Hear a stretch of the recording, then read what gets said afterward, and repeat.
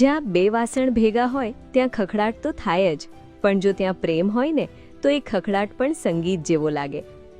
આજના હાઈટેક જમાનામાં જ્યારે સગા ભાઈઓ અલગ થઈ રહ્યા છે, ત્યારે અમદાવાદના સેટેલાઇટ વિસ્તારમાં રહેતો આ પ્રજાપતિ પરિવાર દુનિયા માટે મિસાલ બન્યો છે. છેલ્લા 45 વર્ષથી 4 પેઢીના 23 સભ્યો એક જ છત નીચે અને એક જ રસોડે જમે છે. આ ઘરની ખાસિયત એ છે કે અહીં એક બે નહીં પણ 6 સાસુઓ છે. છતાં વહુઓ કહે છે કે અમને તો લાગે છે કે અમે પિયરમાં છીએ. અમે લગભગ 50 વર્ષથી બધા જોઈન્ટ ફેમિલીમાં રહીએ છીએ.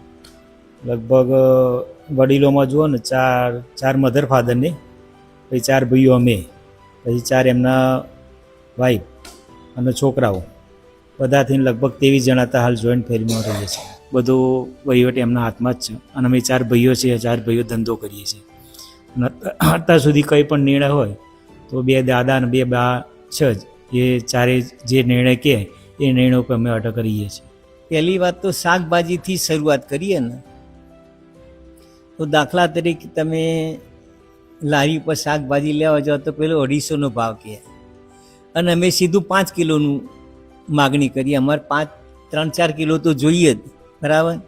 એટલે પહેલો મોટો તો 50% એ ખરીદીમાં જ ફાયદો થાય એમને, હોલસેલમાં જ કહેવાય ને.